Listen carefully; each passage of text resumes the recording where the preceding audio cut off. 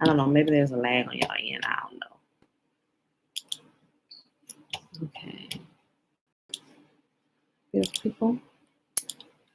Go ahead and bring up my screen here. I'm operating on like 3 hours of sleep. Oh, that's why I wish Shayla, look, after I went live, I saw your, come through. You must have sent me a message a few seconds after I went live. I was like, she must not have got the notification yet. So I'm not sure how much of a lag. I know some people say the notification don't come through and they just kind of come back and check at the time. But eyes here. Eyes is here. Hold on.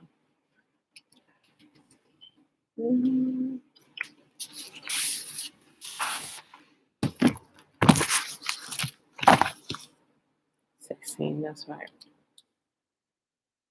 Okay. I didn't even know, excuse me, I didn't even know yesterday you had sent me a message, Bella. Bella was playing on my phone when I was going through my messages last night. I was like, wait, Shayla sent me a message, but it looked like I had read it, but it was Bella on my phone. So if y'all send me a message and all the time it looked like I looked at it and I ignored you, it was probably Bella with my phone, clicking through my stuff, opening up every single app on my phone and scrolling like she know what she's doing. So it was probably her. So forgive me and my late response. Okay, y'all. Auntie, hey girl, hey, shalom, shalom. Okay, I'm just adjusting these screens now so I can read everything. Okay. What's up, Uncle JB? All right, y'all. Let's move this back a little bit. I'm sorry. Hold on. Okay. All of y'all, peace and blessings. Hold on. What'd you say?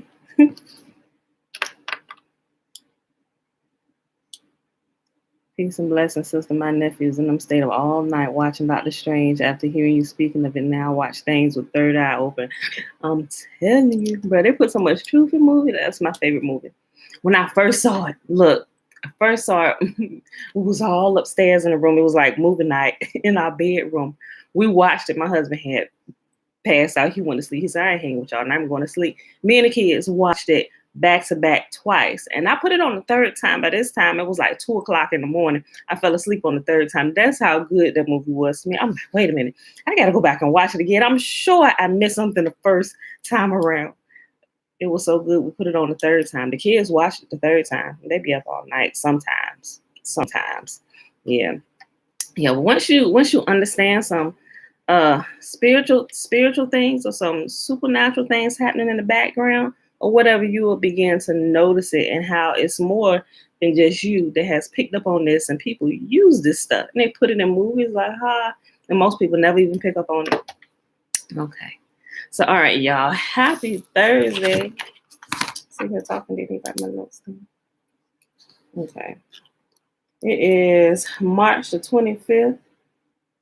2021, day 111 of year 3 of reading through the books of the law and the prophets. Another 3-year consecutive day count, day 780. It does. It definitely does. Fix this back. Okay. All right, y'all. First, we are in 1 Samuel, picking back up with chapter 16 all the way to 18 today. Then we're going to hop on over to the Legends of the Jews and pick up where we left off yesterday on page 441. I think it's 441. Yeah, that's right, 441. Because yesterday I guessed at the number because I had put my stuff up. But it's 441 because we started with Jezebel. All right, y'all. So let's go ahead and do this today. We're a couple days away from Passover, you guys. Everybody ready? I ain't completely ready. I still got some more yeast products to get out of here. I need to get on it today. All right, y'all. So let's Do the blessing, which is blessing, the Shema, which is found in Deuteronomy chapter 6, starting at verse 3. Hear, therefore, O Israel, and observe to do it, that it may be well with you, and that you may increase mightily, as Yahuwah, the God of our fathers, has promised us, in a land that flows with milk and honey.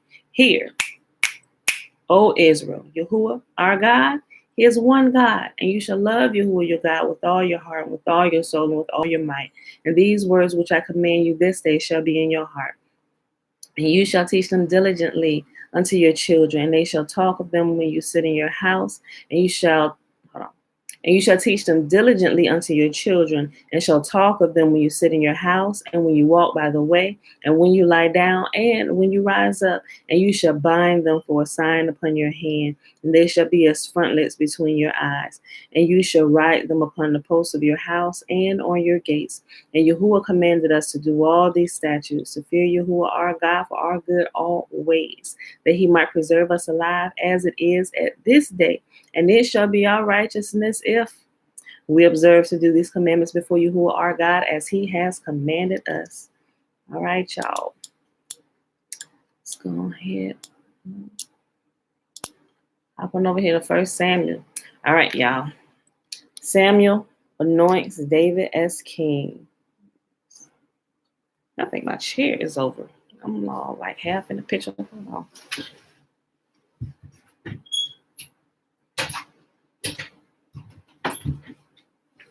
Okay. I was looking all kind of crooked. Alicia. Shayla here. Shayla was like, oh, she's talking about Doctor Strange. She's like, yes, me too. I definitely watched it twice. Like, what? Let me watch this again. Okay, y'all. Now Yahuwah said to Samuel, you have mourned long enough for Saul. I have rejected him as king of Israel. So fill your flask with oil and go to Bethlehem. Find a man named Jesse who lives there, for I have selected one of his sons to be my king. But Samuel asked, how can I do that? If Saul hears about it, he will kill me. Take a heifer with you, Yahuwah replied, and say that you have come to make a sacrifice to Yahuwah. Invite Jesse to the sacrifice, and I will show you which one of his sons to anoint for me. So Samuel did as Yahuwah instructed. When he arrived at Bethlehem, the elders of the town came trembling to meet him. What's wrong? They asked. Do you come in peace? Yes, Samuel replied. I have come to sacrifice to Yahuwah. Purify yourselves and come with me to the sacrifice. Then Samuel performed the purification rite for Jesse and his sons and invited them to the sacrifice too. When they arrived, Samuel took one look at Eliab and thought, surely this is Yahuwah's anointed. But Yahuwah said to Samuel, don't judge by his appearance or height, for I have rejected him. Yahuwah doesn't see things the way you see them. People judge by outward appearance, but Yahuwah looks at the heart. Then Jesse told his son Abinadab to step forward and walk in front of Samuel. But Samuel said, this is not the one Yahuwah has chosen. Next, Jesse summoned Shemiah. And Samuel said, neither is this one Yahuwah has chosen. In the same way, all 7 of Jesse's sons were presented before Samuel. But Samuel said to Jesse, Yahuwah has not chosen any of these. Then Samuel asked, are these all the sons you have? Remember this from last week, right? So hopefully you remember as I start talking about it, you'll probably remember if you got. So remember how King David came about? Remember Jesse was a pious man, but Jesse, he was spending a little bit too much time down there where the slave woman was at, right? Remember? And his eye had caught wind of one of these beautiful maidens down there in the course of her daily work. And he had planned to go sleep with her, right? All his piousness, it couldn't keep him from going to carry out this thing, right? I'm sure he contemplated it for a while. But what happened was his wife got wind of what he was about to do. And what she do? She dressed herself up and passed herself off as this servant girl, right? So good. Passed herself off so good. Covered herself, everything, right? Oh, Master Jesse, right? Look, so good. That when Jesse got down there to do his thing with her, he didn't realize that he had just slept with his very own wife. Like you went and committed adultery with your wife, right? Your wife kind of saved your butt a little bit. Well, I don't know that's the right word. In a way it is. But in a way his heart was bent on doing what was wrong. So in his mind he thought he was committing adultery. His wife found out about it and she was like, yeah, this ain't happening tonight, you know. Plus, she didn't want no outside children, right? Look, so what happened was Jesse went down there and slept with the servant girl and was completely dumb to the fact that he had slept with his wife. Now we could tell, although he was a pious man, he wasn't to and let me just say because I don't want to talk about Jesse like that. I guess he wasn't paying attention to how his wife's body felt, to where when you thought you was going into another woman, like there should be something that alerts you, wait a minute, this is not my wife's body. Or maybe they were nice and petite, they was all petite. Maybe they felt alike, I don't know. But he should have, Jesse had 7 sons. You mean to tell me, at least after 7 times of having intercourse with your wife, you don't know her body? Maybe not. Maybe he was just there for the pleasure and wasn't really paying attention to the lesson of the body. And he didn't know. He didn't know until Samuel came to reveal a secret, right? And normally that's how some of this stuff comes out. Even Jesse didn't know. Look, hold on. Before this, only his 7 sons, right? So we know between these 2 sentences here, he said, Yahuwah has not chosen any of these. Then Samuel asked, are these the sons you have? What's crazy is there's a break in the paragraph, right? And this sentence sits alone by itself. Then there's another break and it continues to go on. But what happens is between these 2 sentences and the legends of the Jews, it fills it in. After Samuel asks, are these all the sons you have? His wife jumps in and said, ooh, yeah, so you remember that night you thought you was cheating with the slave girl, right? Look, not only that, look, he slept with his wife and she got pregnant with King David. So there was not really adultery, but there was adultery in Jesse's mind till this moment here, till Samuel showed up, right? And clearly they weren't in a habit or maybe they hadn't had sex in the last, since she started showing. He like, whoa, woman, why is you pregnant? You know, so clearly from what we understand, they hadn't been sleeping together from the time his wife started showing, because he didn't know that his wife had given birth. And apparently, y'all, maybe you was away in town or something, or maybe she said she was gonna go visit her kinfolk and had the baby there. He was caught up in the moment. The mind is a terrible thing, ain't it? Doe. Uncle JB, you got to get this thing under control. Look, so what happened was after she had the baby, they gave the baby to the servant girl that Jesse thought he had committed adultery with, right? And everybody kept the secret quiet. So when Yahuwah comes to blow up the scene, Samuel said, look, Jesse brought all his sons out there. He said all in the same way, all 7 of Jesse's sons were presented to Samuel. But Samuel said to Jesse, Yahuwah has not chosen any of these. Then Samuel asked, are these all the sons you have? And right there is where Legends of the Jews fills in that missing piece. And after his wife, look, this. And remember where King David was a shepherd, because the servant girl whom he lived with, whom he thought he was his mom up to this point, her husband was actually a shepherd, and he had flock. And so he had taught King David how to be a really good shepherd.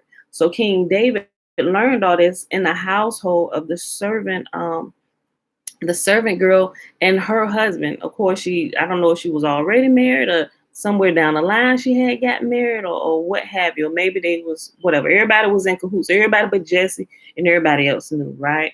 And so when all that came out, and a whole couple paragraphs later, then they said, apparently, yes, there is still the youngest. Jesse replied, but he's out in the field watching the sheep and goats. Send for him at once, Samuel said. We will not sit down until he arrives, right? Oh, it also said that Yahuwah allowed it to happen because the training that King David needed to actually become king, he was not going to get in the house of Jesse and his real mama, right? So Yahuwah allowed this thing to come about in order to get King David or David at the time to the place where he needed him. He needed him to come from this good stock, but he needed him in training over here with this family, which is probably why in him thinking that he was committing adultery, Yahuwah, I'm sure he dealt with him and it said he repented or whatever. But in all actuality, Yahuwah caused him from committing adultery, right? And still gave him a child, although y'all get what I'm saying, right? So even through all this rigmarole, it still turned out to be a blessed union because King David was not, in fact, a bastard child, right? This is your father and your mother. All right, okay. Yahuwah has not chosen any of these. Then Samuel asked, are these all the sons you have? Pause. Back in. There is still the youngest, Jesse replied, but he's out in the fields watching the sheep and goats. Send for him at once, Samuel said. We will not sit down until he arrives. So Jesse sent for him. He was dark and handsome with beautiful eyes. And Yahuwah said, this is the one, anoint him. So David stood there among his brothers. Samuel took the flask of oil he had bought and anointed David with the oil, and the spirit of Yahuwah came powerfully upon David from that day. Then Samuel returned to Ramah. And there's something I also like to point out every time we see it, with the exception of Saul. The last time I didn't really point it out too much, but a lot of times coming out of the church house, we only hear that Yahuwah's spirit is in the New Testament when Yahuwah's spirit was being poured out all through the Old Testament, right? And it says it like, how do we ever believe that Yahuwah's spirit was not present in the Old Testament? It surely was, right? Okay. So David stood there among his brothers. Samuel took the flask of oil he had bought and anointed David with the oil. And the spirit of Yahuwah came powerfully upon David from that day on. Then Samuel returned to Ramah. Now, the spirit of Yahuwah had left Saul, and Yahuwah sent a tormenting spirit that filled him with depression and fear. Some of Saul's servants said to him, a tormenting spirit from Yahuwah is troubling you. Let us find a good musician to play the harp whenever the tormenting spirit troubles you. He will play soothing music, and you will soon be well again. All right, Saul said. Find me someone who plays well and bring him here. One of the servants said to Saul, one of Jesse's sons from Bethlehem is a talented harp player. Not only that, he is a brave warrior, a man of war, and has good judgment. He is also a fine-looking young man, and Yahuwah is with him. So Saul sent messengers to Jesse to say, send me your son David, the shepherd. Jesse responded by sending David to Saul along with a young goat, a donkey loaded with bread, and a wineskin full of wine. So David went to Saul and began serving him. Saul loved David very much, and David became his armor bearer. Then Saul sent word to Jesse asking, please let David remain in my service, for I am very well pleased with him. And whenever the tormenting spirit from Yahuwah troubled Saul, David would play the harp. Then Saul would feel better, and the tormenting spirit would go away. So it says that Saul wasn't afflicted by the devil. It says Yahuwah sent a tormenting spirit. A tormenting spirit from Yahuwah troubled Saul. And whenever the tormenting spirit from Yahuwah troubled Saul, David would play the harp. Then Saul would feel better, and the tormenting spirit would go away. All right, y'all ever watch how music soothes the soul? But it has to be a calming music. Just like music can soothe, music can also get you riled up. It can get you into a state of depression and all kinds of stuff.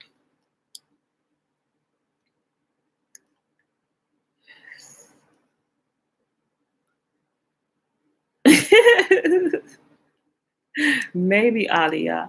but he would have need to been drunk through their whole pregnancy for him not to eat. Well, I don't know.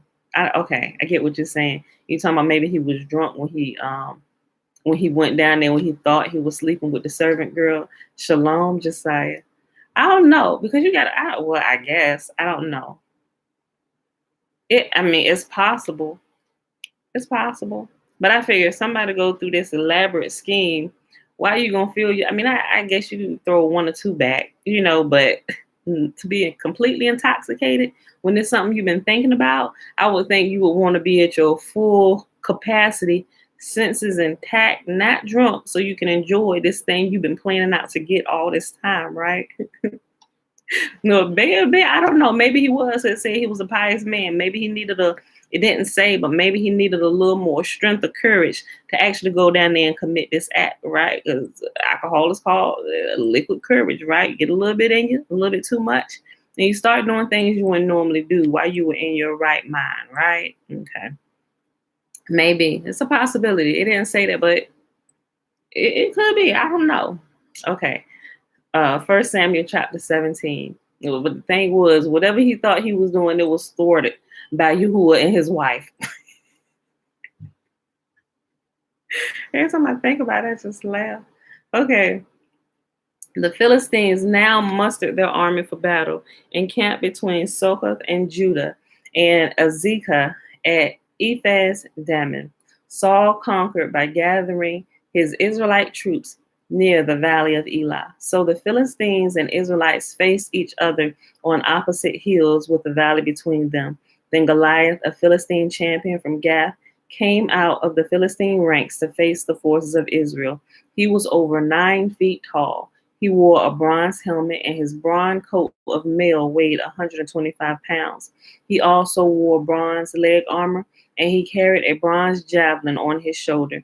The shaft of his spear was as heavy and as thick as a weaver's beam, tipped with an iron spearhead that weighed 15 pounds. His armor bearer walked ahead of him carrying a shield. Goliath stood and shouted a taunt across to the Israelites. "Why are you all coming out to fight?" he called. "I am the Philistine champion, but you are only the servants of Saul. Choose one man to come down here and fight me. If he kills me, then we will be your slaves. But if I kill him, you will be our slaves. I defy the armies of Israel today. Send me a man who will fight." When Saul and the Israelites heard this, they were terrified and deeply shaken. Now David was a son of a man named Jesse, an Ephrathite from Bethlehem in the land of Judah. Jesse was an old man at that time, and he had 8 sons. Jesse's 3 oldest sons. Look, see now they're saying Jesse got 8 sons, but before when Jesse didn't know, but his wife knew. Nah, bro, we got 8. We got 8. But it said all of Jesse's 7 sons. But now that Jesse is aware that his wife knows about his little indiscretion, which is really not an indiscretion at all, but only in mind. But sis was okay because you ended up sleeping with her anyway, even though you still didn't know until many years later. King David was a shepherd out in the fields, my G, by the time you found out. So some years had passed. And you still thought you and your wife had only gave birth to 7 sons. Listen, let's read it again, verse 12. Now David was a son of a man named Jesse, an Ephrathite from Bethlehem in the land of Judah. Jesse was an old man at the time, and he had 8 sons. Jesse's 3 oldest sons, Eliab, Abinadab, and Shemiah, had already joined Saul's army to fight the Philistines. David was the youngest son. David's 3 older brothers stayed with Saul's army, but David went back and forth so he could help his father with the sheep in Bethlehem.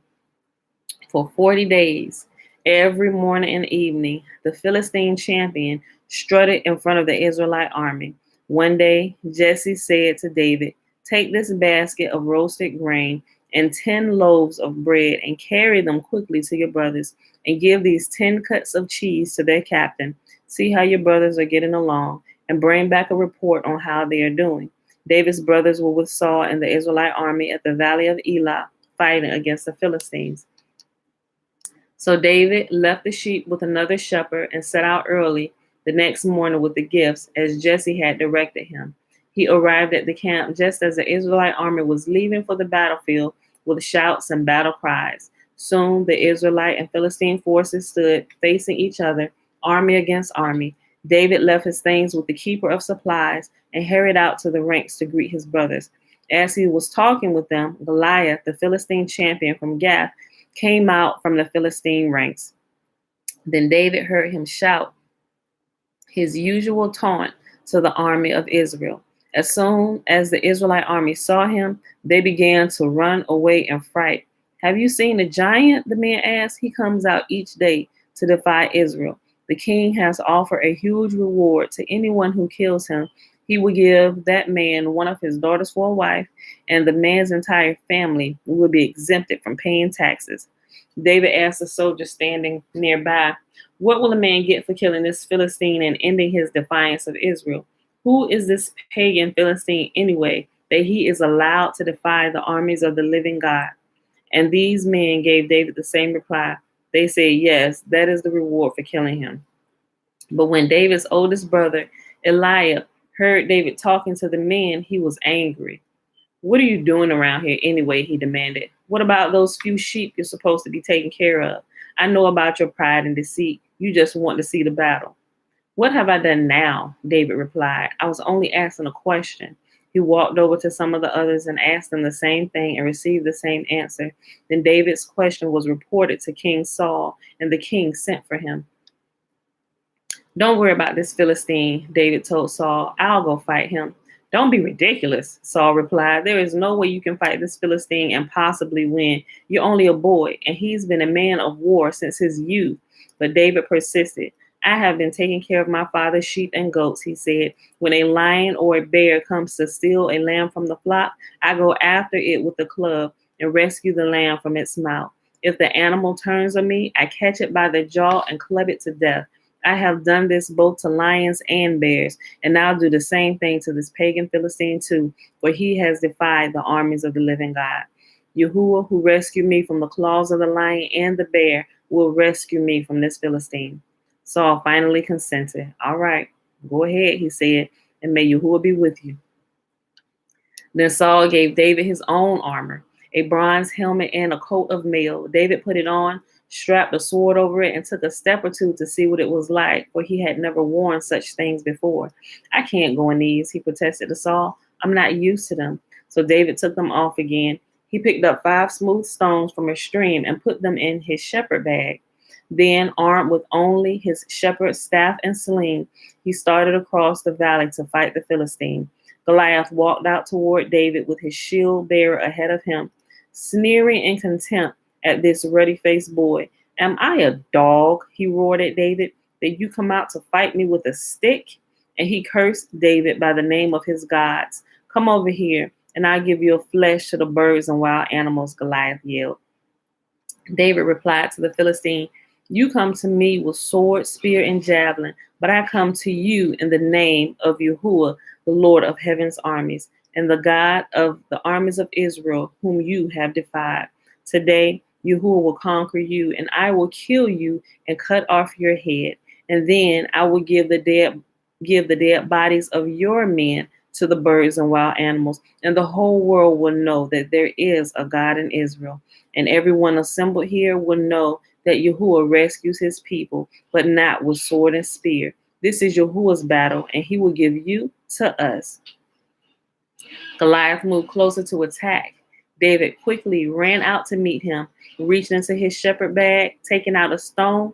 He hurled it with his sling and hit the Philistine in the forehead. The stone sank in, and Goliath stumbled and fell face down on the ground. So in that same story where we read about King David and how his birth came about, we also, I believe on that same day, we read about Goliath and what his armor was. His armor was so knitted tightly together that there was no opening, nothing that could pierce his armor, right? Not to mention that he was he was a friggin' giant, right? So it tells us the detail on how he was able to catch Goliath off guard as they were running towards each other by David speaking Yahuwah's name, right? It caused Goliath to go into like this daze, right? And he was confused. And what happened was when he heard, what was it? He heard something and he looked up to heaven. And when he looked up, David saw that his armor was exposed right where his helmet, it had an opening like where his eyes or whatever, but he noticed the opening. David's precision was so on point that he slung that sling as hard as he could. And I'm sure if we could see into the spiritual realm at that time, it was probably angelic forces behind that stone slinging that sunk that stone down in the middle of that impossible opening that Goliath just happened to look up because it said he was bereft of his senses and looked up because he thought somebody was calling his name. So while he was dazed and confused, he looked up. King David saw the opener, dropped it right, precision right there. Immediately, he began to hit the ground, right? And so if he was there that day, it's some more details to that. But that's how David overcame Goliath, right? I read it again, verse 48. As Goliath moved closer to attack, David quickly ran out to meet him, reaching into his shepherd's bag. I should have went up, but he said, "You come to me with spear." I'll go back up a couple more verses.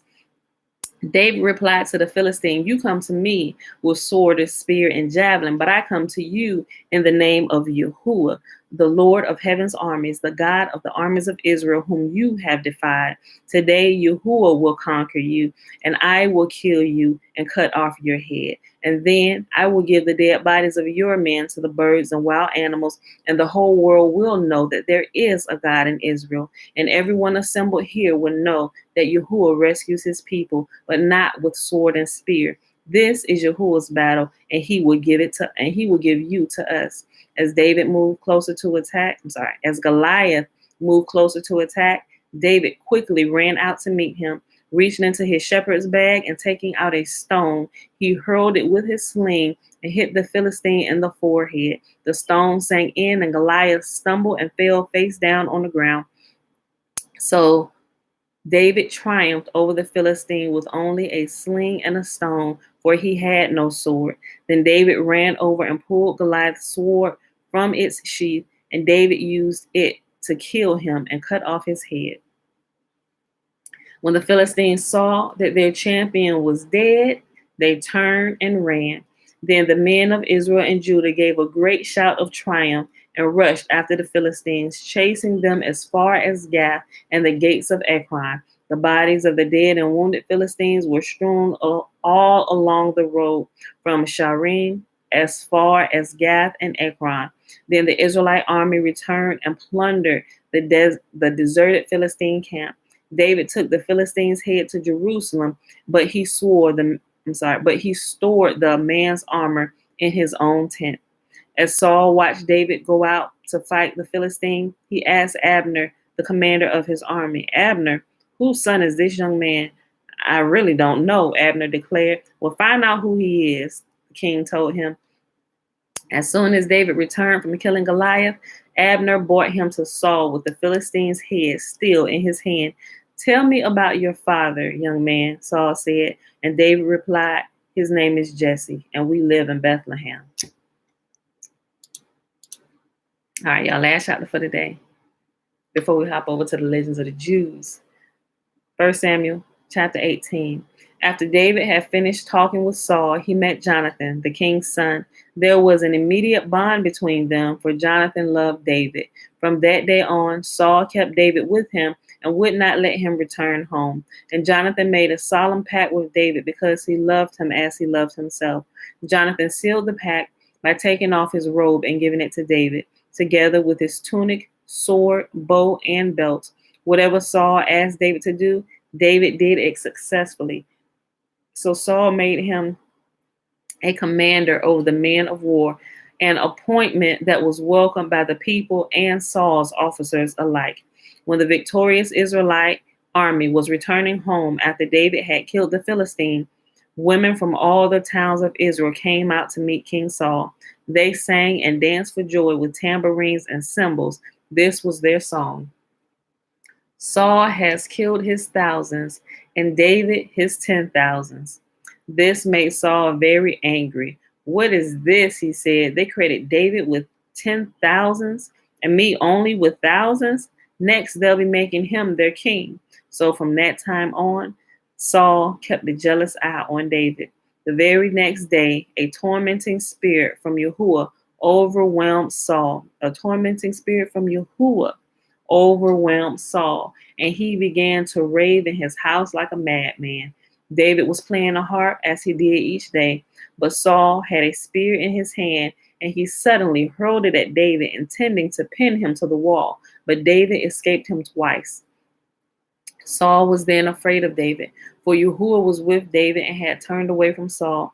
Finally, Saul sent him away and appointed him a commander over 1,000 men, and David faithfully led his troops into battle. David continued to succeed in everything he did, for Yahuwah was with him.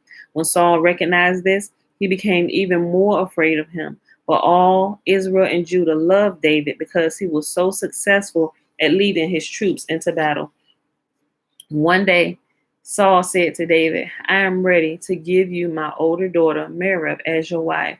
But first, you must prove yourself to be a real warrior by fighting Yahuwah's battles. For Saul thought, I'll send him out against the Philistines and let them kill him rather than me doing it myself.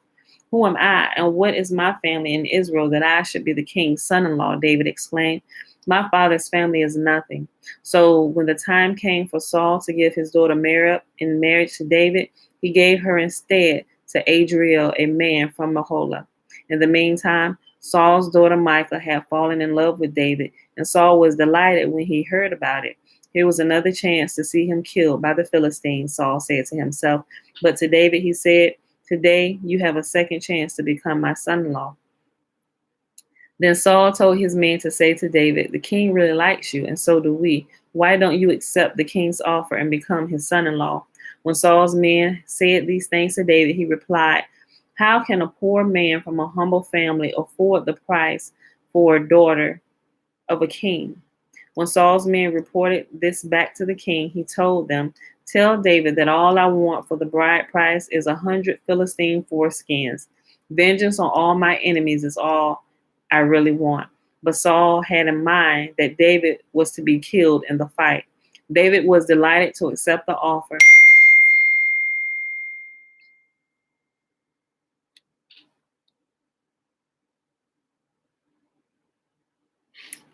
Oh, that was Uncle Nathaniel. Apparently, he didn't get the memo that we've been live for a minute. He must not have got the. I don't know. I don't know what's going on with Facebook and their notifications. But we here. He's like, it's all well with you? Okay. David was delighted to accept the offer. Before the time limit expired, he and his men went out and killed 200 Philistines. Then David fulfilled the king's requirement by presenting all their foreskins to him. So Saul gave his daughter Michal to David to be his wife. When Saul realized that Yahuwah was with David and how much his daughter Michal loved him, Saul became even more afraid of him, and he remained David's enemy for the rest of his life. Every time the commanders of the Philistines attacked, David was more successful against them than all the rest of Saul's officers. So David's name became very famous. All right, y'all. So that was 1 Samuel 16, 17, and 18. Let's pick up where we left off at yesterday in the Legends of the Jews, page 441. And we are starting with the section Jezebel. All right, y'all.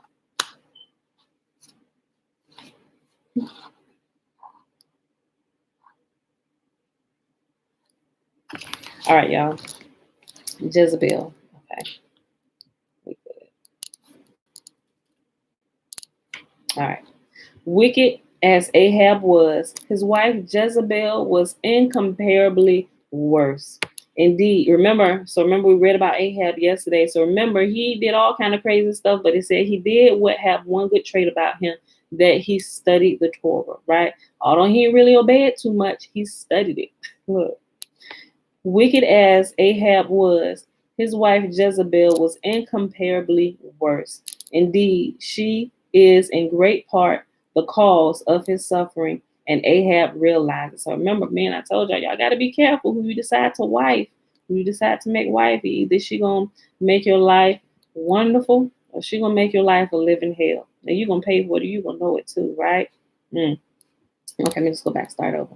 Wicked as Ahab was, his wife Jezebel was incomparably worse. She indeed is in great part the cause of his suffering, and Ahab realized it. Once Rabbi Levi expounded the scriptural verse in which the iniquity of Ahab and the influence of his wife over him are discussed, dwelling upon the first for 2 months. Ahab visited him in a dream and reproached him with the expectate I'm sorry with the expiating I'm sorry with expiating on the first half, or expounding on the first half of the verse to the exclusion of the latter half. Thereupon the rabbi took the second half of the verse as the text of his lectures for the next 2 months, demonstrating all the time that Jezebel was the instigator of Ahab's sins. Right? Women, you are wrong if you are causing your husband to sin, right? I mean, neither one of you should be causing either one to sin. Remember, you're a powerhouse together. You can't have one without the other if you would work together, right? You're equally powerful, but only when you come together. Just like the socket and the plug. The woman is the socket, the man is the plug. The man enters the woman, boom, life happens. Same thing. When you come together, it's either going to happen in the right way or it's going to happen in reverse. And a lot of things is happening in reverse, right? We need to reverse that and start moving forward. Okay. Look, okay. Thereupon the rabbi took the second half of the verse as the text of his lectures for the next 2 months, demonstrating all the time that Jezebel was the instigator of Ahab's sins. Her misdeeds are told in the scriptures. To those there are recounted must to those there recounted. What? Okay. To those there recounted must be added her practice of attaching unchaste images to Ahab's chariot for the purpose of stimulating his carnal desires. Therefore, those parts of his chariot were spattered with his blood when he fell at the hand of the enemy. She had her husband weighed every day, and the increase of his weight in gold she sacrificed to the idol. Jezebel was not only the daughter and the wife of a king, she was also a co-regent with her husband, the only reigning queen in Hebrew history except Athaliah. Hardened sinner though Jezebel was, even she had good qualities. One of them was her capacity for sympathy with others in joy and sorrow. Whenever a funeral cortege passed the royal palace, Jezebel would descend and join the ranks of the mourners, and also when a marriage procession went by, she took part in the merrymaking in honor of the bridal couple. By way of reward, the limbs and organs with which she had executed these good deeds were left intact by the horses that trampled her to death in the portion of Jezreel. Sheesh. Of Joram, the sons of Ahab, it can only be said that he had his father's faults without his father's virtues. Ahab was liberal, Joram miserly. Nay, he even indulged in usurious practices. From Obadiah, the pious protector of the prophets in hiding, he exacted a high rate of interest on the money needed for their support. As a consequence, at his death, he fell pierced. At his death, he fell pierced between his arms, the arrow going out of his heart, where he had stretched out his arms to receive usury and had hardened his heart against compassion. Look, there we go. Measure for measure. How you sin is how you get dealt with. Whew, look. In his reign, only one event deserves mention: his campaign against Moab, undertaking an alliance with the kings of Judah and Edom, and ending with a splendid victory won by the allied kings. Joram and his people, it need hardly be said, failed to derive the proper lesson from the war. Their disobedience to Yahuwah's commands went on as before. The king of Moab, on the other hand, in his way, sought to come nearer to Yahuwah. He assembled his astrologers and inquired of them why it was that the Moabites, successful in their warlike enterprises against the other nations, could not measure up to the standards of the Israelites. They explained that Yahuwah was gracious to Israel because his ancestor Abraham had been ready to sacrifice Isaac at his bidding. Then the Moabite king reasoned that if Yahuwah set so high a value upon mere good intention, how much greater would be the reward for its actual execution.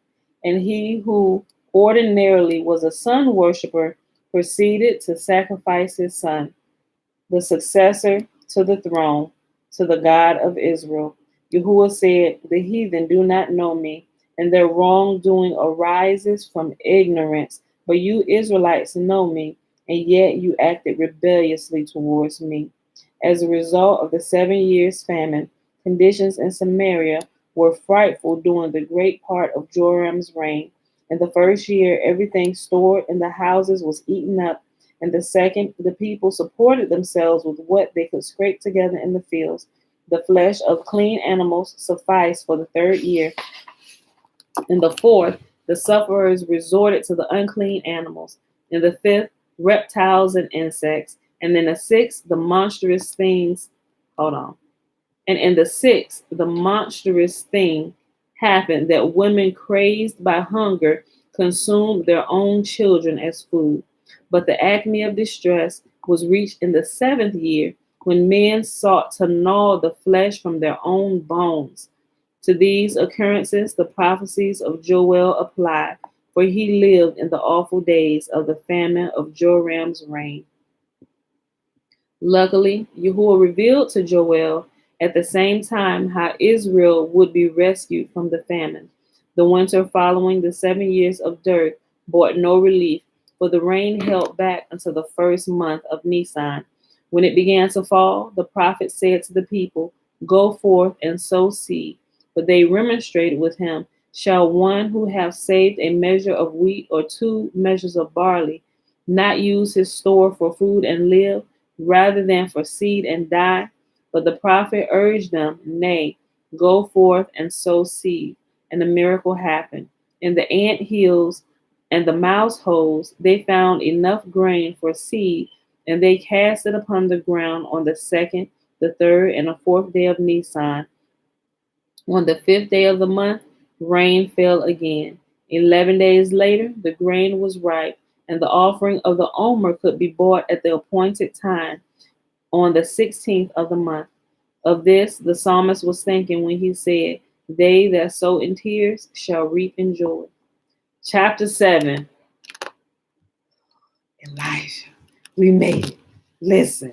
Okay, I didn't realize we would be here so soon. I knew it was coming up, but I didn't realize we would be starting it today. I just told y'all about it yesterday. Okay, we're here. Okay, I'm so excited. I'm so excited about this. Chapter 7, Elijah. Elijah before his translation. Okay, the biblical account of the prophet Elijah, of his work and the work during the reigns of Ahab and his son Joram, gives but a faint idea of a personage whose history begins with Israel's sojourn in Egypt and will end only when Israel, under the leadership of the Messiah, have taken up his abode again in Palestine.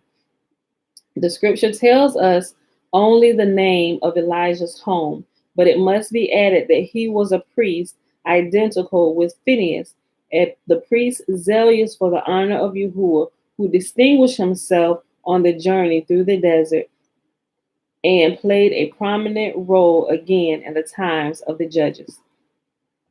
Elijah's first appearance in the period of the kings was his meeting with Ahab in the house of Hiel, the Beth Elite, the commander-in-chief of the Israelitish army, whom he was visiting to condole with him for the loss of his sons. Yahuwah himself,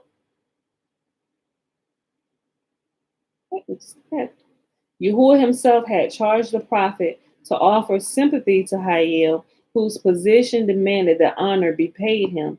Elijah at first refused to seek out the sinner who had violated the divine injunction against rebuilding Jericho, for he said that the blasphemous talk of such evildoers always called forth his rage. Thereupon Yahuwah promised Elijah that fulfillment should attend whatever imprecation might in his wrath escape him against the godless for their unholy speech. As the prophet entered the general's house, he heard Hiel utter these words: Blessed be Yahuwah, the God of the pious, who grants fulfillment to the words of the pious. Hiel thus acknowledged that he had been justly afflicted with Joshua's curse against him who should rebuild Jericho. Ahab mockingly asked him, Was not Moses greater than Joshua? And did he not say that Yahuwah would let no rain descend upon the earth if Israel served and worshiped idols? There is not an idol known to which I do not pay homage, yet we enjoy all that is goodly and desirable. Dost thou believe that if the words of Moses remain unfulfilled, the words of Joshua will come true? Elijah rejoined, Be it as thou sayest, as Yahuwah, the God of Israel, liveth, before whom I stand, there shall be no dew nor rain these years, but according to my word. Boom. I'm telling you, Elijah, you better let him know you know how to control the elements, my G.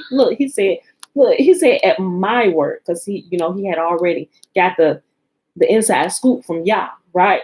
So anytime you get the inside scoop from Yah, you will say, go down there, and he ain't got to be doing all in the name of Yah. He said, no, he already gave me authority. I know that there's authority, right? So he said, it's at my word, my G. There will be no rain. Look, read again. And he looked at him like, yeah, okay. But Yahuwah allows that to happen for those who are faithful and obedient to him, just like he told Moses, at your word, whatever you say, my G. Whatever you say, my G. I'm big G, you little G. My G, whatever you say. I'm back. I'm backing it, right? Look, hold on. Ahab mockingly asked him, Was not Moses greater than Joshua? How did he not say, Hold on. I don't need to answer this call. I'm sorry, y'all. I always got to double check. I know business calls when they come through. I have to say Elijah is my favorite. I know, right? Look, okay.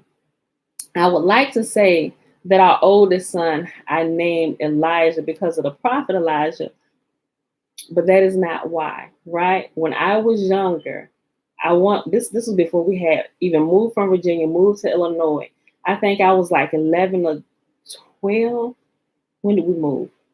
Because we moved to Illinois, I was 14, turning 15. I know a couple years before that, I had never heard the name Elijah before until I had watched that movie with Macaulay Culkin called The Good Child. And remember his brother? I think his brother in that movie was called Elijah. When I heard the name, I was like 10, 11 years old, but something happened to me when I heard that name Elijah. I was so, I don't even know how this happened. I was so enthralled with the name Elijah. I'm like, is that a real name? I'm a kid, 10, 11 years old. But when I heard it, I thought it was the most beautifulest name I'd ever heard, right? And even though, like my mom, they would read the Bible, and I hadn't yet at this point in my life made it to the portion in the Bible where there was actually a prophet named Elijah. And so years down the line, when I actually read that portion, I was like, oh, that name. And it came back to me, and that whole feeling washed over me again, right? And I'm like, oh wait, is somebody in the Bible called Elijah? Oh my gosh. So when I heard it, right, when I was 10, 11, I said to myself, I am going to name my first son Elijah. So that's actually how my 24-year-old, he got his name. I heard it when I was young, and it so enthralled and captivated me. And I thought it was so beautiful. Like when it's weird, y'all, but it's like when I heard it, it was like, I don't even really know how to describe it, but it was a name that stuck with me, and it was literally like music to my ears. And as I grew, I kind of understand. I was like, oh, snap, this was something like ordained by you. Yeah, okay. So that's why anytime we talk about I get that whole It's that the whole thing is like replaying in my mind from the time I first heard this name, right? Okay, so that's why everything about Elijah I love, right? Okay, boom. All right, look. Okay, look. Ahab mockingly asked him, "Was not Moses greater than Joshua? And did he not say that Yahuwah would let no rain descend upon the earth if Israel served and worshiped idols? There is not an idol known to which I do not pay homage, yet we enjoy all that is goodly and desirable. Dost thou believe that if the words of Moses remain unfulfilled, the words of Joshua will come true?" Elijah rejoined, "Be it as thou sayest. As Yahuwah, the God of Israel, liveth, before whom I stand, there shall not be dew nor rain these years, but according to my word." In pursuance of his promise, Yahuwah could not but execute the words of Elijah, and neither dew nor rain watered the land. A famine ensued, and Ahab sought to wreak his vengeance upon the prophet. To escape the king's persecutions, Elijah hid himself. He was sustained with food brought from a larder of the pious King Jehoshaphat by ravens, which at the same time would not approach near to the house of the iniquitous Ahab. Ravens was bringing Elijah his food. Like that still blows my mind to this day. But now it blows my mind, but I understand like what's happened. Like this stuff was so normal. Not that it was normal, that it was like we take it for granted. But these were common things that was happening among Yahuwah's people. He was always using supernatural things, where people, where they say, "Oh, stay away from that. That's magic, black magic." And they get you thinking that supernatural things happening is bad. But you're dealing with the creator of entirely everything, the natural and the supernatural, right? And if he's chosen you as his own, why would he not reveal some of these secret, cool things to you, right? I'm like, "Oh, that was pretty freaking cool. Thank you." Right? And some things he shares that should be kept secret just between you and him. And he shares secrets with his friends, right? And some things, some secrets that he revealed, he'll allow you to share with the masses. But some secrets the masses can't handle quite yet. So some of them secrets he just allows you to enjoy quietly, right? Okay. Let's go on. Look. A famine ensued, and Ahab sought to wreak his havoc upon the prophet. To escape the king's persecutions, Elijah hid himself. He was sustained with food brought from the larder of the pious King Jehoshaphat by ravens, which at the same time would not approach near to the house of the iniquitous Ahab. Yahuwah, who has compassion even upon the impious, tried to induce the prophet to release him from his promise. To influence him, he made the brook run dry, whence Elijah drew water for his thirst. Did you say you want to talk? I do want to drop it off, but I got to get him the key. I totally forgot about it. Okay. Key to the mailbox in the back. Oh, okay. I got to go give him the key first, and then we can come back and take the drop it off. Oh, okay. All right. I'll be ready. To influence him, he made the brook run dry once Elijah drew water for his thirst. As this failed to soften the inflexible prophet, Yahuwah resorted to the expedient of causing him pain through the death of the son of the widow with whom Elijah was abiding, and by whom he had been received with great honor. When her son, who was later known to be the prophet Jonah, died, she thought Yahuwah had formerly been gracious to her on the account of her great worthiness as compared with the merits of her neighbors and the inhabitants of the city, and now he abandoned her because her virtues had become as naught. My bad. Okay. In the presence of the great prophet. In his distress, Elijah supplicated Yahuwah to revive the child. Now Yahuwah had the prophet in his power. He could give heed unto Elijah's prayer, only provided the prophet release him from the promise about a drought. For resuscitation from death is brought about by means of dew. That's right. Look. That wholly just clicked in my brain, right? So remember, in the beginning, we was learning. Look. Okay. So remember when Yahuwah was given the Torah, right? They was out there. They were about to have the whole wedding feast and everything, or the marriage ceremony where Yahuwah bestowed the Torah upon Israel. And remember, Yahuwah spoke, And they said, look, Moses, we know you the man and you talk to him face to face, but we want to talk to him face to face. Let us personally hear his voice. Okay, I'm gonna go see what he's saying. Hey, you heard him? They say they want to see you face to face. Tell them get ready. I'm coming in 3 days. Tell the men not to go into their wives, clean themselves up, be prepared for me. 3 days, my G. Go tell them 3 days I'm coming. Get ready, right? Moses went down there. Hey, he said he coming in 3 days, man. Back up off your wives. Y'all got to stay clean. Everybody be ready. 3 days to come, right? 3 days later, he came and spoke, right? He said, I am Yahuwah, your God, who led you out of Egypt, right? Have no other gods before my face. The voice of Yahuwah was so magnificent that all of them, it said, it blew the power from him speaking, blew the entire camp of Israel back a space of 12 miles, right? Blew them back a space of 12 miles. And the Torah came back to Yahuwah. He said, great master and creator of all the worlds, who did you give me to, the living or the dead? He said, I gave you to the living. He said, all these people are dead. He said, hold up.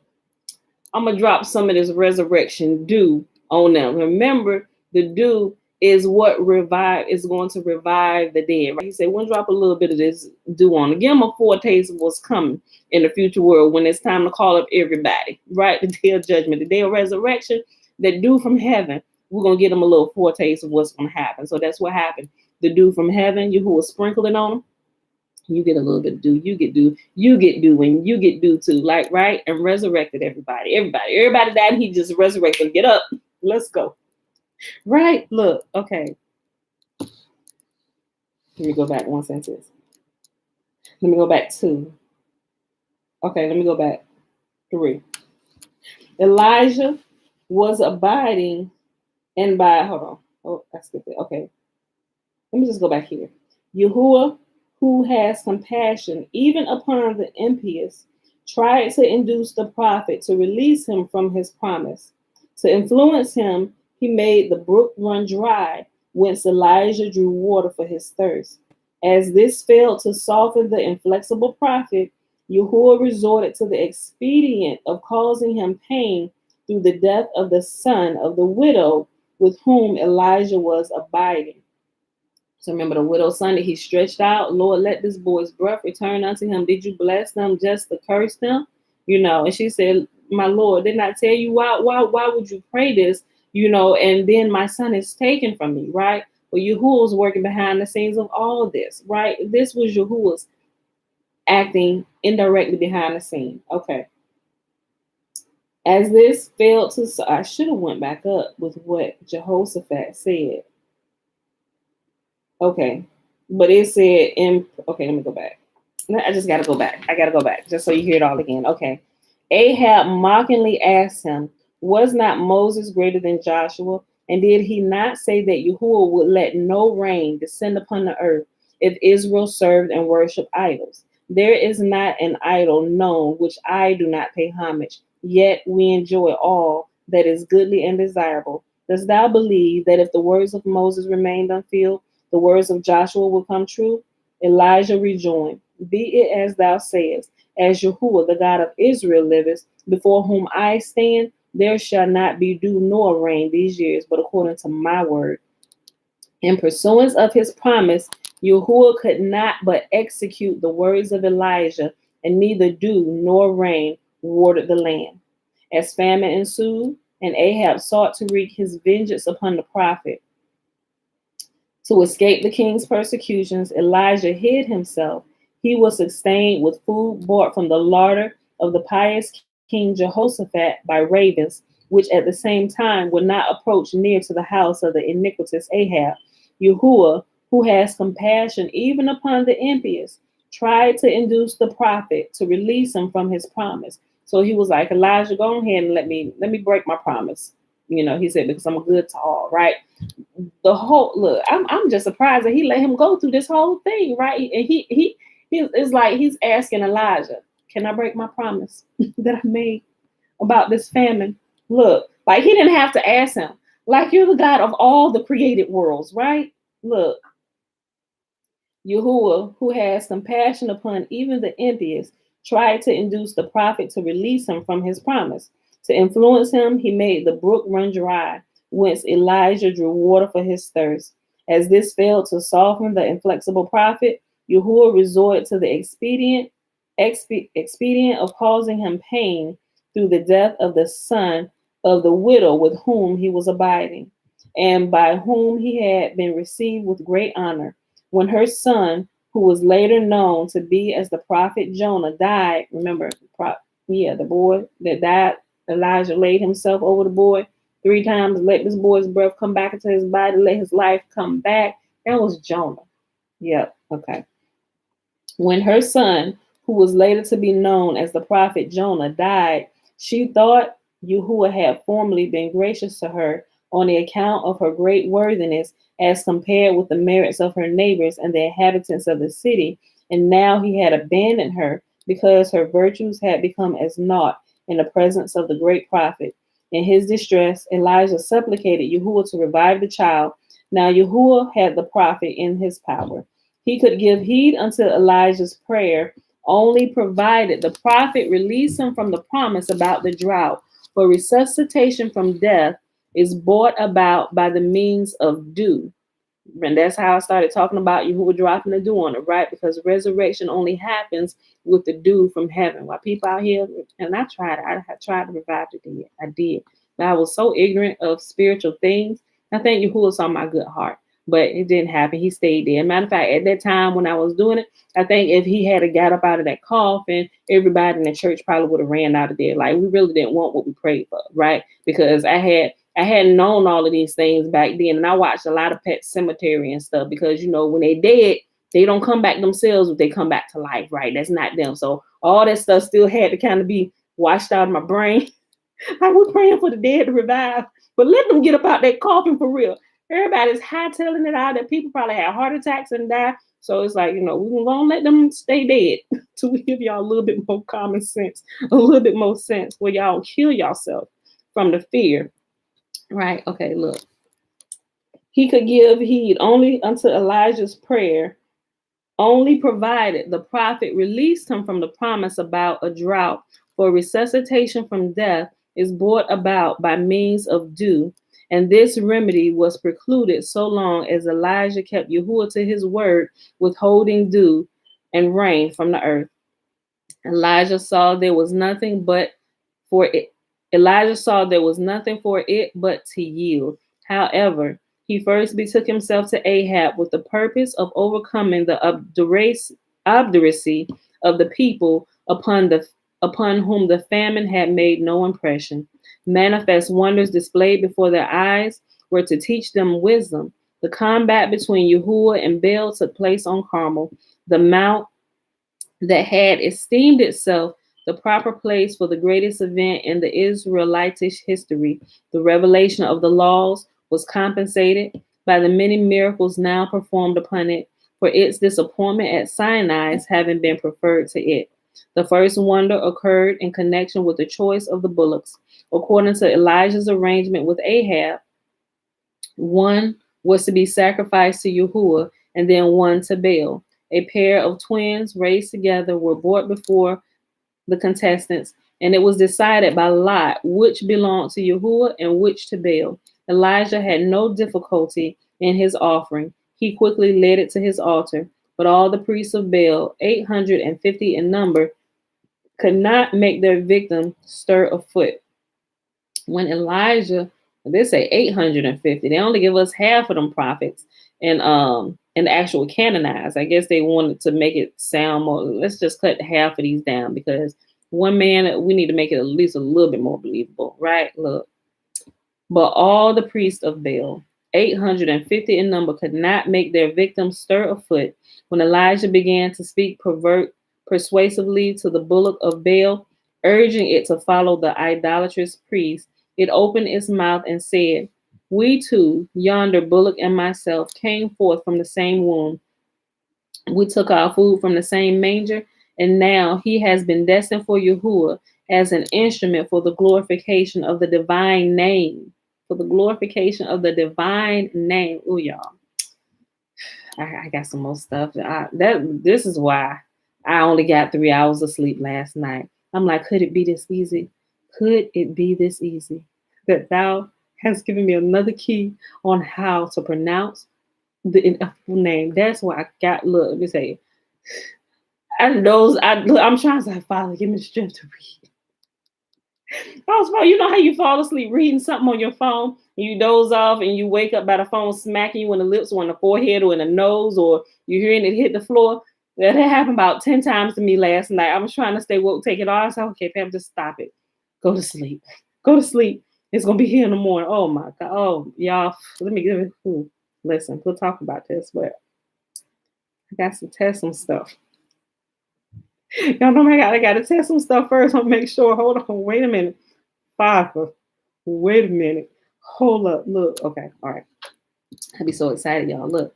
When Elijah began to speak persuasively to the bullock of Baal, urging it to follow the idolatrous priest, it opened its mouth and said, we two yonder bullock and myself came forth from the same womb. We took our food from the same manger, and now he has been destined for Yahuwah as an instrument for the glorification of the divine name, while I am to be used for Baal as an instrument to enrage my creator.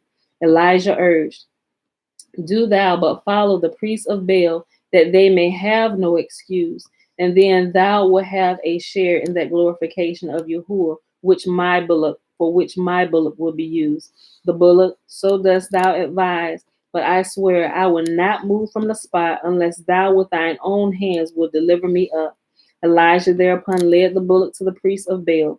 In spite of this miracle, the priest sought to deceive the people. They undermined the altar, and Hiel hid himself from under it with the purpose of igniting a fire at the mention of the word of Baal. Look at this. Here they go with their shenanigans. Look, if Baal don't set this on fire, we got somebody already waiting to set it on fire down here. Look, but Yahuwah sent a serpent to kill him. In vain, the false priest cried and called Baal. Baal, the expected flame did not shoot up. To add, they doing this sleight of hand magic trick. Same thing with Daniel that went into the king's chambers. He thought the king was like, no, the God that I'm serving, he eating up all this food every night. Daniel was like, king, let me show you something. Let's get some ashes, and we're gonna spread it all across your temple. And we're going to lock the door and we're going to seal it with your ring, king. And we're going to see if your God is truly eating up all this food that your people bring in here. You bring it here every single day. Okay, Dan, let's go ahead and do it. Come back the next day. King inspected. The seal has not been broken. Go ahead and break the seal, king. Okay, open it up. Food is gone. See, Daniel, I told you, king. Let's draw your attention to the floor, shall we? Sleight of hand magic trick, right? You see these ashes? What do they look like? They look like footprints. Footprints of who, my king? Men, women, and children. Let's see what these footprints lead to. Where did they originate? From under the altar did they? Oh, there is a trap door under the altar. Okay, let's do this again. Right, and so then they were caught in the act. The king's people sucking up to the king. Oh, yes, king, your God ate all the food, the sacrifice, and everything. Daniel, all of them. Throw all of them into the pit, the wives, children, and everything, because they caught them in the act. The ashes is what gave them away every single night. The lion men around the king, their wives, and their children died because all of them at night, they will all come up in through this trap door that they had created in order to make the king continue living on his fantasy with lies, right? And so he was exposed by Daniel through the wisdom of Yahuwah. I'm gonna show you why. I'm not just gonna tell you he's a fraud, but I'm gonna show you why. And I'm gonna give you undeniable proof, right? So people try to say you're fraud, but no, we need undeniable proof, my G, Yahuwah. Give them the undeniable proof. Do this. Now, the king can see himself that they are frauds, right? Lay it all out, plain for him, right? Oh my gosh. Same thing. But Yahuwah sent a serpent to kill him. In vain, the false priest cried and called Baal, the expected flame, did not shoot up. To add to the confusion of the idolaters, Yahuwah had imposed silence upon the whole world. The power of the upper and the nether regions were dumb. The universe seemed the universe seemed deserted and desolate, as if without a living creature. If a single sound had made itself heard, the priest would have said, "It is the voice of Baal." That all preparations might be completed in one day, the erection of the altar, the digging of the trench, and whatever else was necessary, Elijah commanded the sun to stand still. For Joshua, he said, "Didst thou stand still that Israel might conquer his enemies? Now stand thou still, neither for my sake, neither for the sake of Israel, but that the name of Yahuwah may be exalted." And the sun obeyed his words. So we know the sun stood still for Abraham, it stood still for Joshua, and it stood still for Elijah, right? Toward evening, Elijah summoned his disciple Elisha and bade him pour water over his hands. A miracle happened. Water flowed out from Elijah's fingers until the whole trench was filled. Then the prophets prayed to Yahuwah to let fire descend, but in such wise that the people would know it would be a wonder from heaven, and not to think it a magician's trick. He spoke, "Lord of the world, thou wilt send me as a messenger at the end of time." Listen, even Elijah knew it this time. He said, "Thou wilt send me as a messenger at the end of time," right? "Lord of the world, thou wilt send me as a messenger at the end of time. But if my words do not meet with fulfillment now, the Hebrews cannot expect it to believe me in the latter days," right? His pleading was heard on high, and fire fell from heaven upon the altar, a fire that not only consumed what it touched, but also licked up the water. Nor was that all. His prayer for rain was also granted. Scarcely had these words dropped from his lips, "Though we have no other merits, yet remember the sign of the covenant which the Israelites bear upon their bodies," when the rain fell to the earth. In spite of these miracles, the people persisted in their idolatrous ways and thoughts. Even the 7,000 who had not bowed down unto Baal were unworthy sons of Israel, for they paid homage to the golden calves of Jeroboam. The misdeeds of the people had swelled to such number that they could no longer reckon upon the merits of their fathers to intercede for them. They had overdrawn their account. Oh, but y'all done sinned so much that the prayers to remind Yahuwah of the pious ones. He said, y'all done depleted this account completely. Look, the misdeeds of the people had swelled to such a number that they could no longer reckon upon the merits of their fathers to intercede for them. They had overdrawn their account. When they sank to the point of degradation at which they gave up the sign of the covenant, Elijah could control his wrath no longer, and he accused Israel before Yahuwah. In the cleft of the rock in which Yahuwah had once aforetime appeared to Moses and revealed himself as compassionate and long-suffering, he now met with Elijah and conveyed to him by various signs that it had been better to defend Israel than accuse him. But Elijah, in his zeal for Yahuwah, was inexorable. Then Yahuwah commanded him to appoint Elisha as his successor, for he said, "I cannot do as thou would have me." Furthermore, Yahuwah charged him, "Instead of accusing my children, journey to Damascus, where the Gentiles have an idol for each day of the year.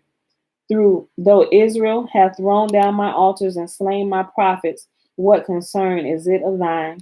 The four phenomena that Yahuwah sent before his appearance, wind, earthquake, fire, and a still small voice, were to instruct Elijah about the destiny of man. Yahuwah told Elijah that these four represent the worlds through which man must pass. The first stands for this world, fleeting as the wind. The earthquake is the day of death, which makes the human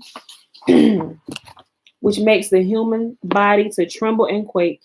The fire is the tribunal in Gehenna, and the still small voice is the last judgment, when there will be none but Yahuwah alone. About 3 years later, Elijah was taken up into heaven, but not without first undergoing a struggle with the angel of death. He refused to let Elijah enter to heaven at his translation on the ground that he exercised jurisdiction over all mankind, Elijah not accepted. Yahuwah maintained that at creation of heaven and earth, he had explicitly ordered the angel of death to grant entrance to the living prophet, but the angel of death insisted that by Elijah's translation, Yahuwah had given just cause for complaint to all other men who could not escape the doom of death. Thereupon, Yahuwah, Elijah is not like other men. He is able to banish thee from the world, only thou dost not recognize his strength. Excuse me. Hold on.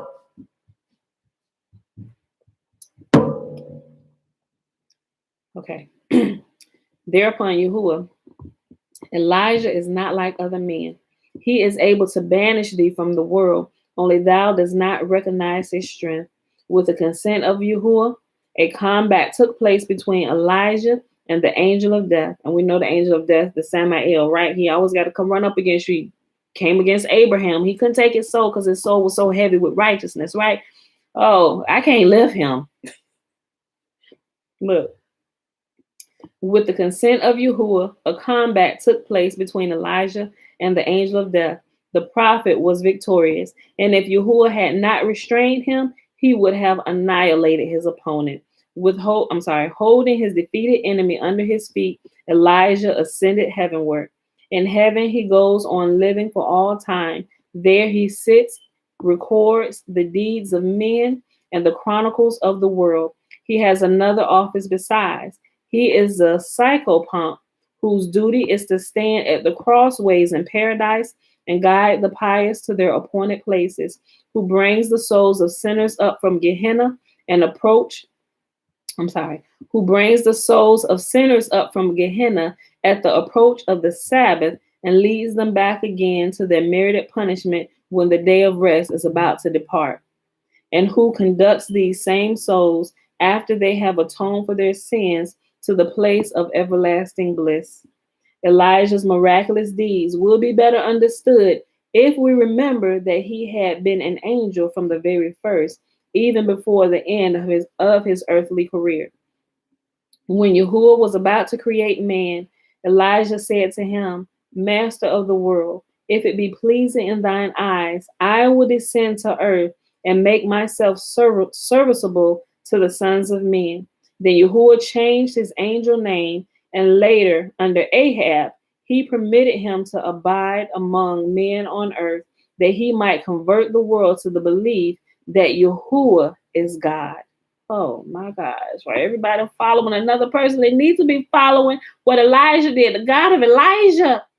Look, that's what I be saying now. Now I understand some things. Yeah, the God of Abraham, Isaac, and Jacob, the God of Elijah, the prophet, right? We need to make it known what God we are talking about here, right?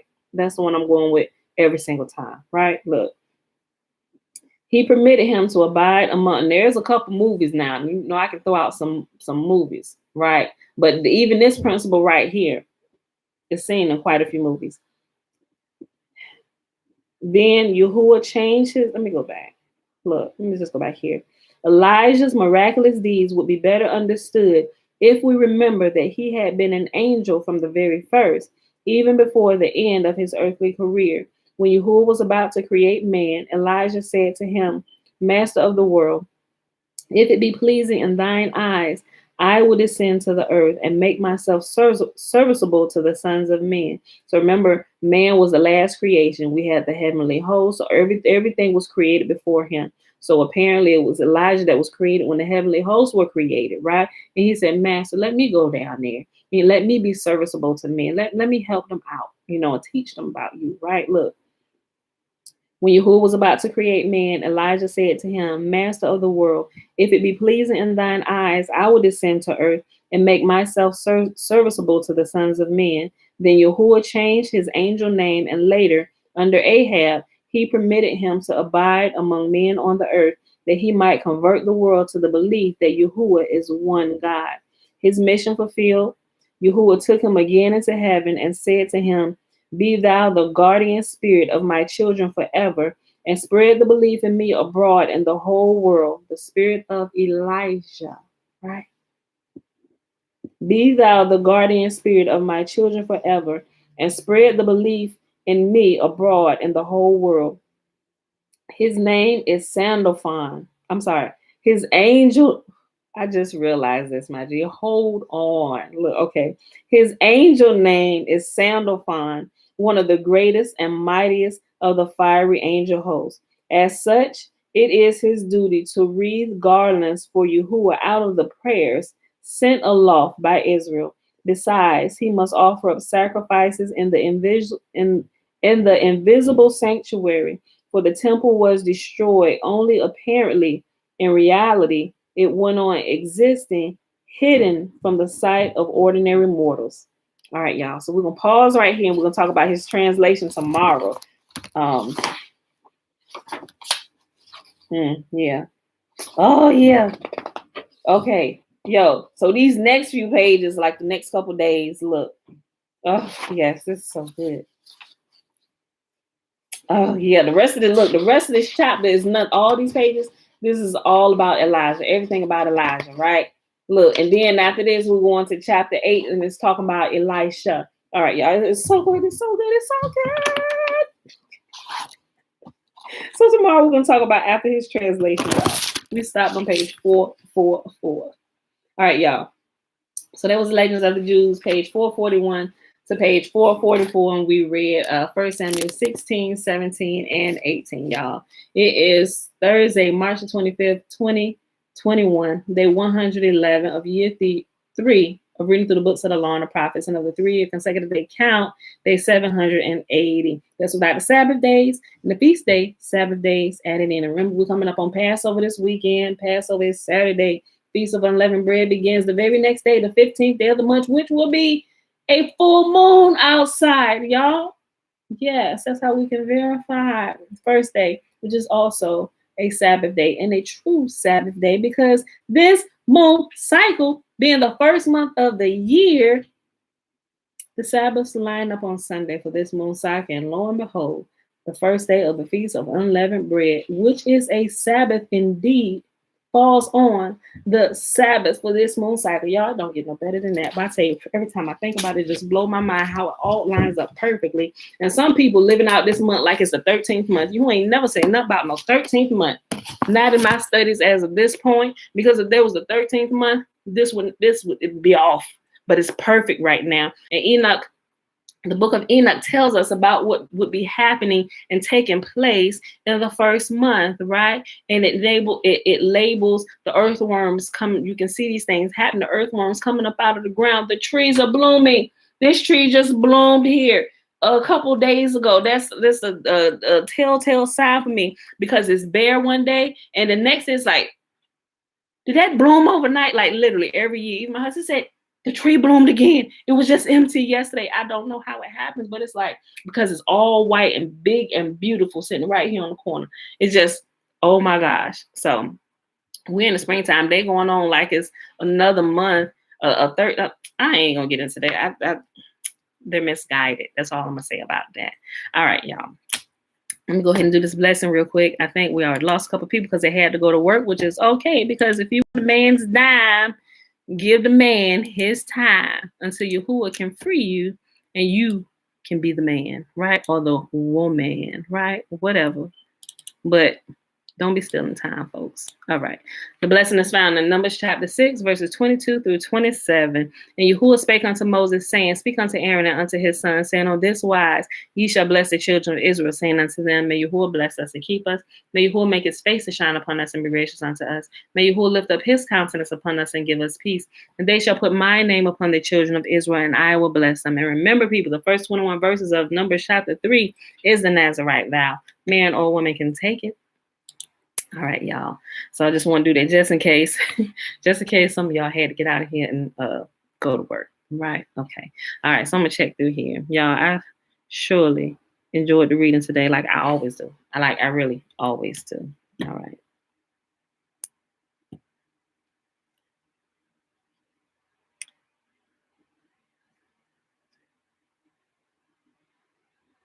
Since we speaking of the angel of death, would Absalom take over the angel of death position since he's king in hell, or was it figuratively speaking?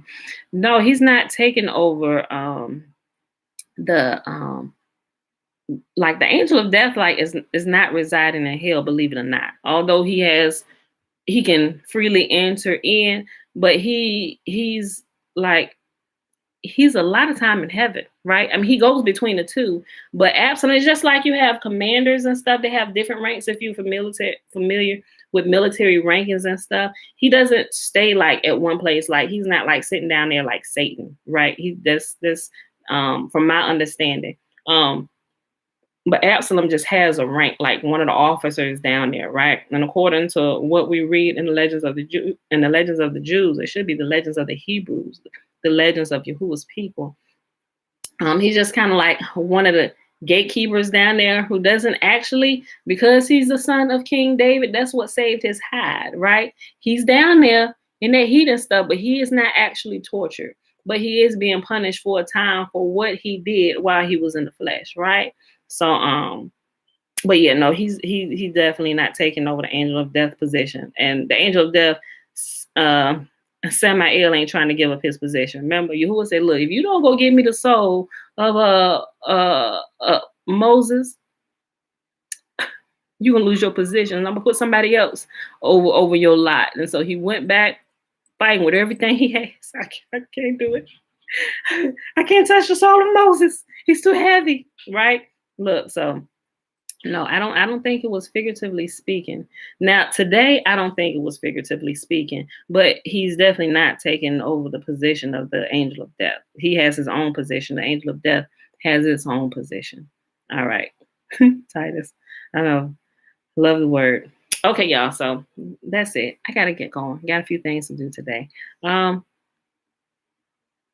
just make sure if you're observing the Feast of Unleavened Bread, remember, unleavened bread, you don't eat it the first day of the Feast of Unleavened Bread all the way to the last day, but you also don't eat it on Passover, right? So the Feast of Unleavened Bread, you can technically say it starts with the Passover meal, right? So all the yeast should be out of your house by Passover because it says you are to eat unleavened bread with the Passover meal, right? So all the yeast products, leaven or whatever, needs to be out your house. Just be on the safe side by tomorrow. You need to have it all out tomorrow by Friday because the Passover event begins at sundown on Saturday. It begins with the meal. They call the whole first portion of the day a part of preparation day, right? So when the sun goes down, you begin to eat with your family, whatever, and everything needs to be eaten by midnight, right? Okay. Then the very next day, a few hours later, begins the Feast of Unleavened Bread. So, all right, that's it for today, y'all. Yeah, he's just doing his job. Yep. Okay. All right, y'all. I'm out of here. Peace.